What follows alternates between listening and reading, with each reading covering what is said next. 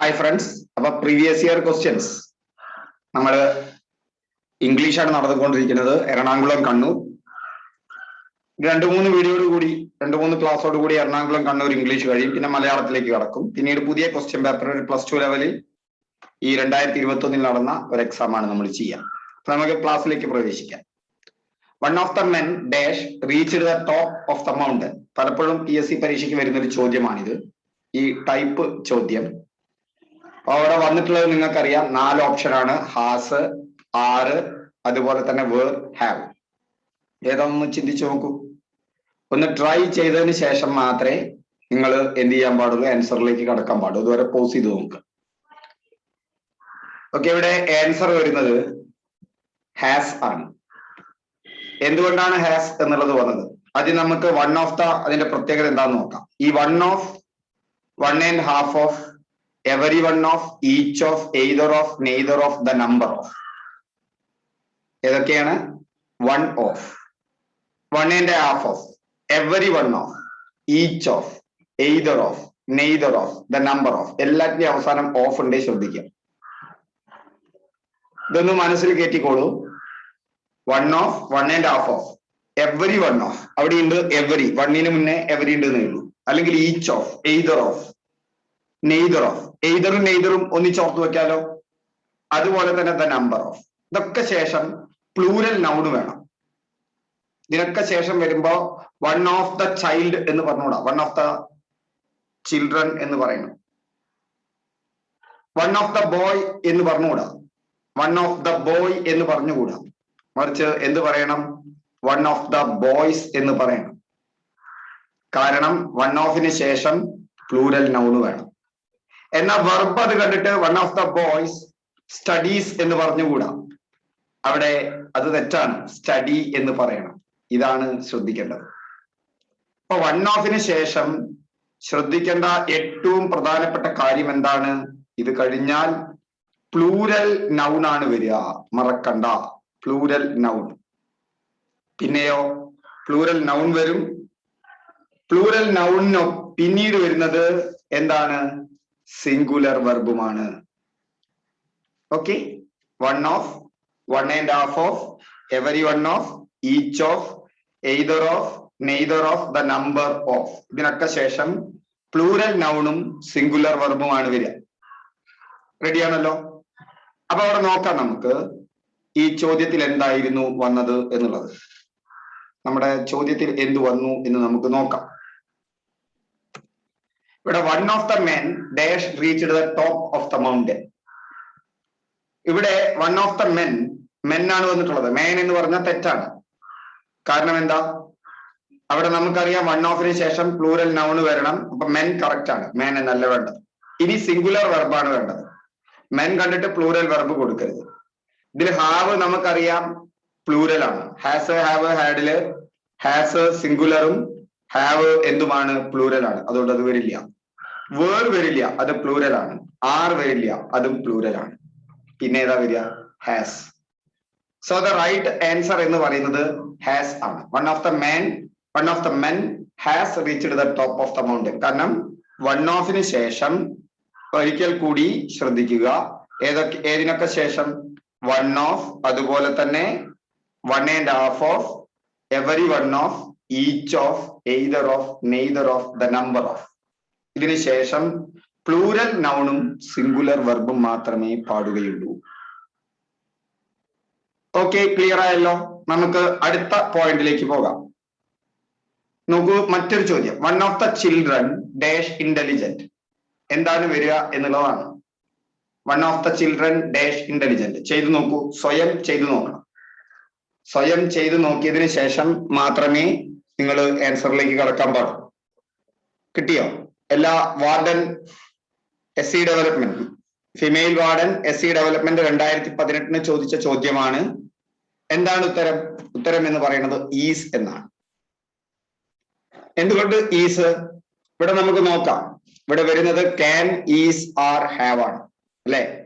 അപ്പൊ നമുക്ക് ഇവിടെ നോക്കാം. നമുക്കറിയാം ഇവിടെ ക്യാൻ വരില്ല. എന്തുകൊണ്ടാണ്? ക്യാൻ പോസിബിലിറ്റിനെ, എബിലിറ്റിനെയാണ്, ഒരാൾക്ക് എന്തെങ്കിലും ചെയ്യാനുള്ള കഴിവിനെയാണ് കാണിക്കുന്നത്. ഇവിടെ അതല്ല നമ്മൾ ഉദ്ദേശിക്കുന്നത്. ഒരു കുട്ടി ഇന്റലിജന്റ് ആണ് എന്നാണ്. അപ്പോ ക്യാൻ വരില്ല. പിന്നെ ഹാവും വരില്ല. എന്തുകൊണ്ട്? ഹാവ് നമ്മൾ പറഞ്ഞിട്ടുണ്ട് എന്താണ്, വൺ ഓഫ് ദ കഴിഞ്ഞാൽ പ്ലൂരൽ നൗണും സിംഗുലർ വെർബുമാണ്. അങ്ങനെ വരുമ്പോ ഹാവും വരില്ല, ആരും വരില്ല. പിന്നെ ഓപ്ഷൻ ഈസ് ആണ്, അത് കറക്റ്റ് ആണ്. One of the children is intelligent, വളരെ കറക്റ്റ് ആയിട്ടുള്ള ആൻസർ ആണ്. One of the children is intelligent. Okay, അപ്പൊ കറക്റ്റ് ആൻസർ ഈസ് എന്ന് കിട്ടി. യെസ്, അടുത്ത ചോദ്യത്തിലേക്ക് പോകാം. She has finished her work. 4 option തന്നിട്ടുണ്ട്. ഏതെല്ലാമാണ് 4 ഓപ്ഷൻ? ഒന്ന് ഹാസിന്റെ ഷീ, മറ്റൊന്ന് ഹാസ് ഷീ, മറ്റൊന്ന് ഈസിന്റെ ഷീ, ഈസ് ഷീ. ചെയ്തു നോക്കൂ. She has finished her work ഏതാണ് വരിക എന്നുള്ളതാണ് ചോദ്യം. ഓക്കെ, ഇവിടെ നിങ്ങൾക്ക് ഉത്തരം കിട്ടിയിട്ടുണ്ടായിരിക്കും. ഇതൊരു വളരെ എളുപ്പമുള്ള ഒന്നാണ്. ക്വസ്റ്റ്യൻ ടാഗ് പലപ്പോഴും പരീക്ഷയ്ക്ക് വന്ന ഒന്നാണ് ഈ ക്വസ്റ്റ്യൻ ടാഗ് എന്ന് പറയുന്നത്. പലപ്പോഴും പല സമയത്തും പരീക്ഷയ്ക്ക് വരുന്ന ഒന്നാണ് എന്ത്? Question tag. മറക്കണ്ട. അപ്പൊ she has finished her work എന്ന് വരുമ്പോ എങ്ങനെയാണ് ഇത് ചെയ്യുക? അറിയാത്തവർക്കായി എന്താണ് ക്വസ്റ്റ്യൻ ടാഗ് എന്ന് പറയാം. എന്നിട്ട് ഹാസിന്റെ ഷീ ആണ് ആൻസർ. എങ്ങനെയാണ് ക്വസ്റ്റ്യൻ ടാഗ്? ക്വസ്റ്റ്യൻ ടാഗ് എന്ന് പറഞ്ഞാൽ short questions at the end of the statement. നമ്മൾ ഇതിന് മുമ്പായിട്ട് സ്റ്റേറ്റ്മെന്റ് എന്താണെന്ന് പഠിച്ചിട്ടുണ്ട്. ഇപ്പോ she has finished her work എന്ന് പറയുന്നത് ഒരു സ്റ്റേറ്റ്മെന്റ് ആണ്. ആ സ്റ്റേറ്റ്മെന്റിന്റെ അവസാനം വരുന്ന ചോദ്യത്തെയാണ്, ഒരു സ്റ്റേറ്റ്മെന്റിന്റെ അവസാനം വരുന്ന ചെറിയ ചോദ്യത്തെയാണ്, ഷോർട്ട് ക്വസ്റ്റ്യനെയാണ് നമ്മൾ എന്തെന്ന് പറയുന്നത്? ക്വസ്റ്റ്യൻ ടാഗ് എന്ന് പറയുന്നത്. എങ്ങനെയാണ് ഒരു ക്വസ്റ്റ്യൻ ടാഗ് ഫോം ചെയ്യുക? ക്വസ്റ്റ്യൻ ടാഗ് ഫോം ചെയ്യുമ്പോൾ എങ്ങനെയാണ്? ഒരു പോസിറ്റീവ് സ്റ്റേറ്റ്മെന്റ് ഒരു നെഗറ്റീവ് ക്വസ്റ്റ്യൻ ടാഗ് ആയിരിക്കും. ഒരു ഉദാഹരണത്തിന്, ഗോവിന്ദ് ഈസ് ഫ്രം കാലിക്കറ്റ്. ഗോവിന്ദൻ കാലിക്കറ്റിൽ നിന്നാണ്. ഇവിടെ നോ ഇല്ല. നോ വരുന്ന നെവർ അതുപോലെയുള്ള നോ നെഗറ്റീവ് അല്ലാത്ത സെന്റൻസ്, അതായത് നോയോ നെവർ പോലെയുള്ളതോ നൺ പോലെയുള്ള നോ ഒരിക്കലും അതിൽ വരില്ല, സെന്റൻസിൽ ഉണ്ടാവില്ല. അങ്ങനത്തെ സെന്റൻസിനെയാണ് പോസിറ്റീവ് സ്റ്റേറ്റ്മെന്റ് എന്ന് പറയുന്നത്. ഇപ്പൊ ദേ ആർ ഇൻ ഫണ്ണി, ഇവിടെ നോക്കൂ, ഇത് നെഗറ്റീവ് സ്റ്റേറ്റ്മെന്റ് ആണ്. എന്താ കാരണം? അവിടെ നോ വന്നിട്ടില്ല. ആറിൻഡ് എന്ന് പറഞ്ഞാൽ നിങ്ങൾക്കറിയാലോ ആർ പ്ലസ് നോട്ട് ആണ്. ഇവിടെ എന്ത് വന്നിട്ടുണ്ട്? നോ വന്നിട്ടുണ്ട്. അപ്പൊ ഇത് നെഗറ്റീവ് സ്റ്റേറ്റ്മെന്റ് ആണ്. അതുപോലെ തന്നെ ഇവിടെ നോക്കൂ, Mary can speak English. Mary can speak English. ഇതെന്താ സെന്റൻസ്? ഇവിടെ ക്യാൻ, ഇവിടെ എവിടെയും നോ വരുന്നില്ല. അതുകൊണ്ട് ഇത് പോസിറ്റീവ് സ്റ്റേറ്റ്മെന്റ് ആണ്.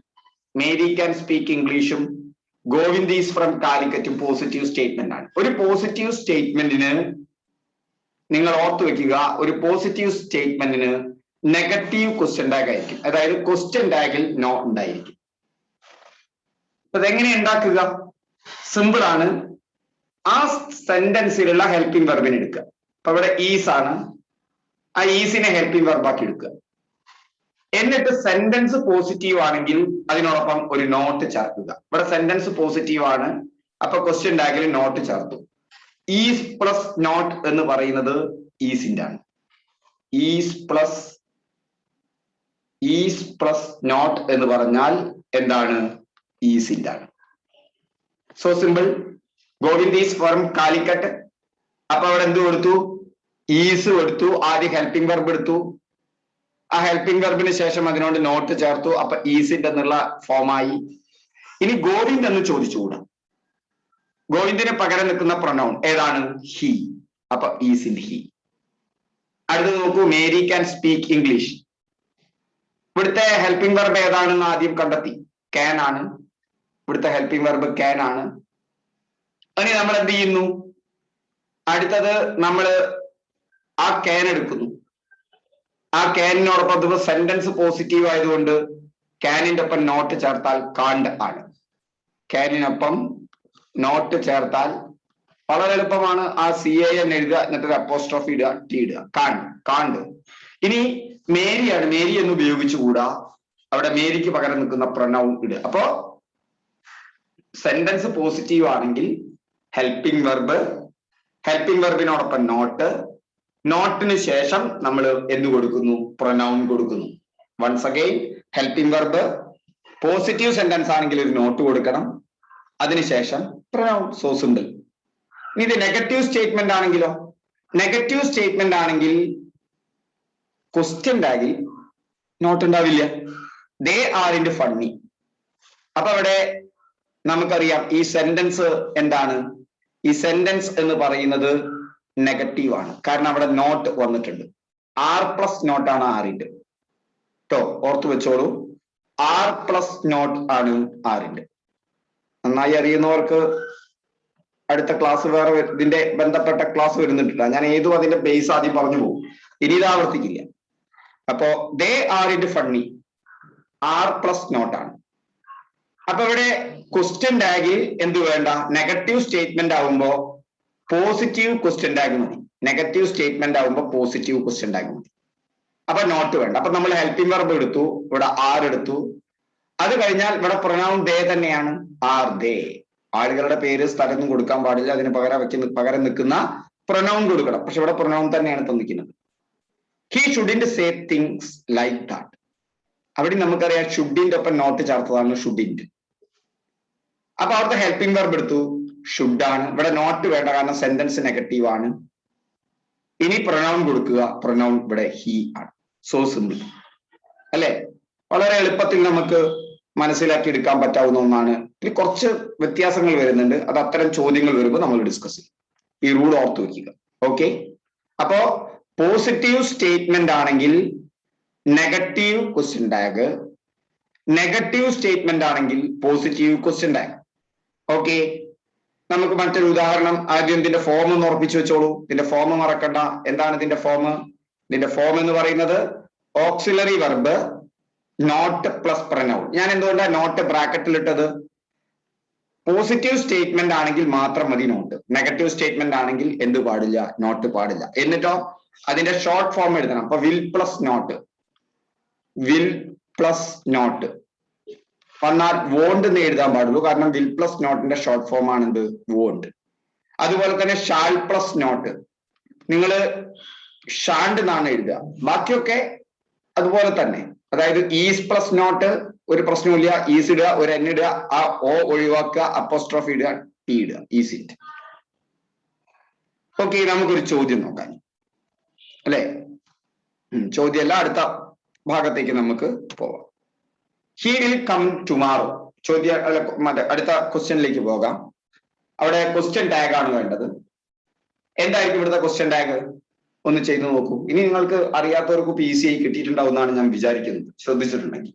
അല്ലെങ്കിൽ പ്രശ്നം വേണ്ട, അങ്ങനെ ചോദ്യങ്ങൾ ചെയ്ത് പോകുമ്പോൾ നിങ്ങൾക്ക് അത് ക്ലിയർ ആയി കിട്ടും. യെസ്, ഇവിടെ ആദ്യം സെന്റൻസ് പോസിറ്റീവ് ആണോ നെഗറ്റീവ് ആണോ നോക്കണം. ഇവിടെ സെന്റൻസിൽ എവിടെയും എന്ത് വന്നിട്ടില്ല? നോട്ട് വന്നിട്ടില്ല. അതുകൊണ്ട് ഇത് പോസിറ്റീവ് ആണ്. പോസിറ്റീവ് ആയതുകൊണ്ട് നോട്ട് വേണ്ട, അത് ഉറപ്പായി. ഇനി അടുത്തത് എന്താ? അടുത്ത പ്രധാനപ്പെട്ട കാര്യം എന്ന് പറഞ്ഞാൽ ഹെൽപ്പിംഗ് വെർബ് കണ്ടെത്തുക എന്നുള്ളതാണ്. ഇവിടെ വിൽ ആണ് ഹെൽപ്പിംഗ് വെർബ്, അപ്പൊ വിൽ എടുത്തു. ഇനി അതിനോട് നോട്ട് ചേർക്കണം, കാരണം സെന്റൻസ് പോസിറ്റീവ് ആണ്, അതുകൊണ്ട് ക്വസ്റ്റ്യൻ ടാഗിൽ നോട്ട് വേണം. വിൽ പ്ലസ് നോട്ട് ഞാൻ പറഞ്ഞിട്ടുണ്ട്, വോണ്ട് ആണ്. അപ്പൊ വോണ്ടായി, വോണ്ട്. ഇനി ആരാണ് പ്രൊനൗൺ? ഇവിടെ ഹി തന്നെ തന്നിട്ടുള്ളത്. നേരെ വോണ്ട് ഹി ഇട്ടൊരു ക്വസ്റ്റ്യൻ മാർക്ക് ഇട്ടാൽ വളരെ ഈസി ആയിട്ട് ആൻസർ കിട്ടാവുന്ന ഒരു മേഖലയാണ് ക്വസ്റ്റ്യൻ ടാഗ്. കുറച്ചും കൂടി റൂൾ ഉണ്ട്, ഓൺ ദ വേ നമുക്ക് പഠിക്കാം. വളരെ ഈസി ആയിട്ട് നമുക്ക് മാർക്ക് കിട്ടുന്ന ഒരു മേഖലയാണ് ക്വസ്റ്റ്യൻ ടാഗ് എന്ന് പറയുന്നത്. ഓക്കെ, നമുക്ക് അടുത്ത ചോദ്യത്തിലേക്ക് പോവാം. യെസ്, അടുത്ത ചോദ്യം, ഒരു മിനിറ്റ്, അടുത്ത ചോദ്യം നമുക്ക് പോവാം. അടുത്ത ചോദ്യം എന്താണ്?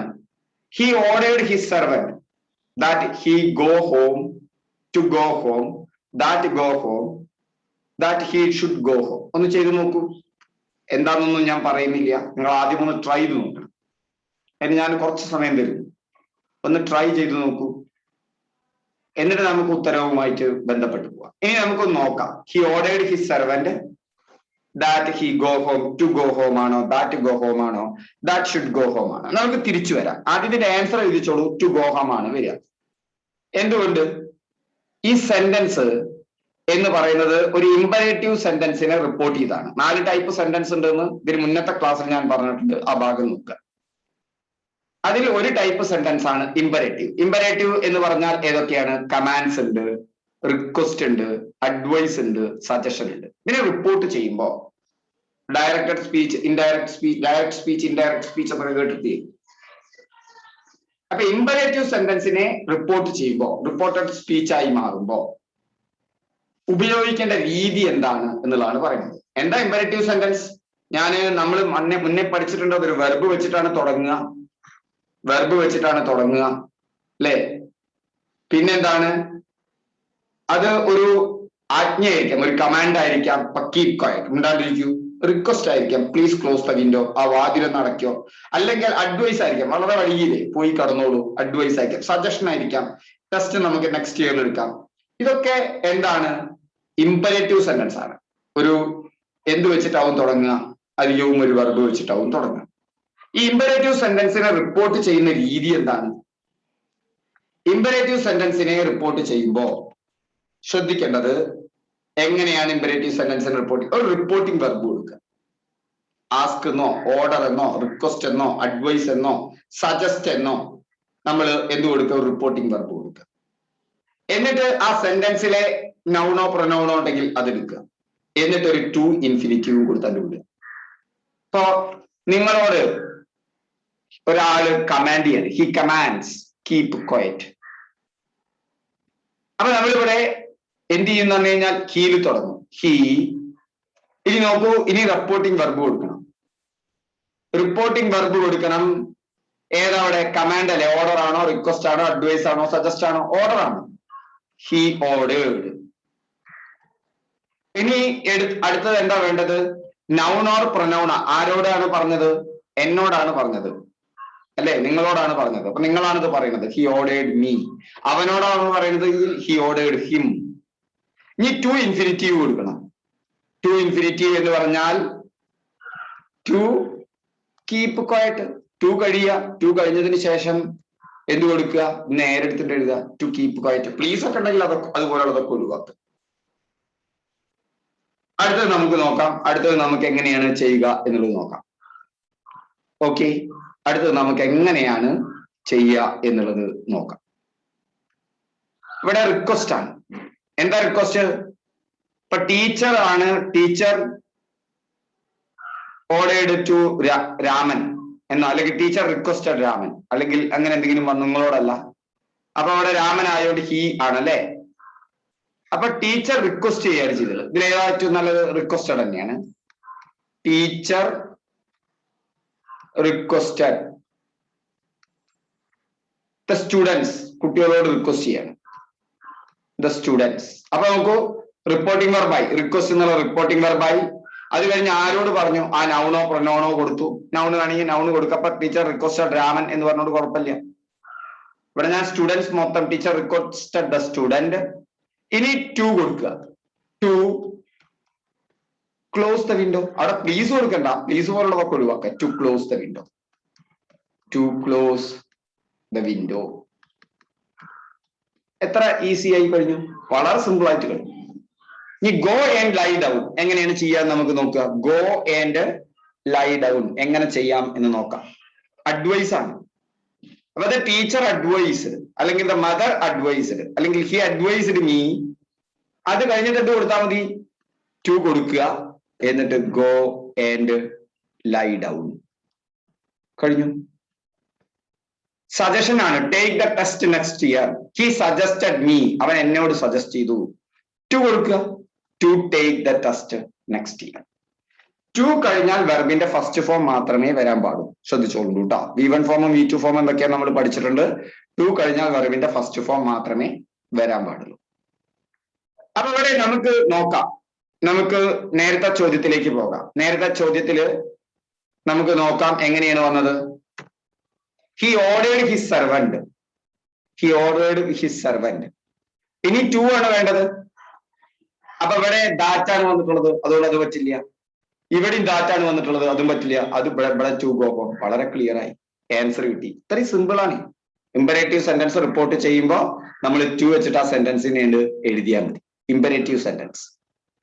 ഓക്കെ. ഇനി Prakash said please give me another chance. പ്രകാശം പറയാണ് please give me another chance.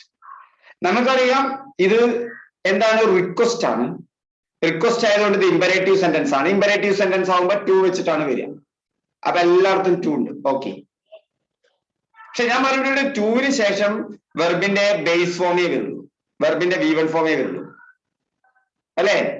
Give, gave, given, ഇതാണ് ഗിവ് എന്നുള്ള വെർബിന്റെ third forms, 3 forms. Give first form, അപ്പൊ ഇവിടെ ഗിവേ വരാൻ പാടുള്ളൂ. ഇവിടെ ഗേവ് വന്നുകൊണ്ട് ഈ സി വരില്ല, ഇവിടെ ഗേവ് വന്നുകൊണ്ട് എ വരില്ല. ഇനി രണ്ടെണ്ണേ ഉള്ളൂ. പ്രകാശൻ റിക്വസ്റ്റഡ്, ഇവിടെ റിക്വസ്റ്റഡ് എന്നാണ്, ഓർഡർ ആണ്. തീർച്ചയായിട്ടും ഇവിടെ പ്ലീസ് ഗിവ് മീ എന്നല്ലേ, ഇപ്പൊ റിക്വസ്റ്റ് ആണ്, ഓർഡർ അല്ല. So the correct answer is B. വളരെ എളുപ്പം, നമുക്ക് ഇതൊക്കെ റൂൾ അറിയുമെങ്കിൽ വളരെ എളുപ്പം നമുക്ക് പഠിച്ചെടുക്കാൻ പറ്റാവുന്ന ഒന്നേ ഉള്ളൂ. അടുത്ത ചോദ്യത്തിലേക്ക് പോകുന്നു. The leaves dash as the wind blue. Okay, നമുക്ക് അടുത്ത ക്ലാസ്സിൽ നമുക്ക് കുറച്ചൊന്നിനെ ഡീറ്റെയിൽ ആയിട്ടൊന്ന് പഠിക്കാം. ഓക്കെ, ഇതാണ് അടുത്ത ക്ലാസ്സിൽ നമുക്ക് അനിമൽ സൗണ്ട്സ് അങ്ങനെയുള്ള കുറച്ച് കാര്യങ്ങളും വന്നിട്ട് നമുക്ക് തുടങ്ങാം. Thank you. വീണ്ടും നമുക്ക് അടുത്ത ക്ലാസ്സിൽ കാണാം.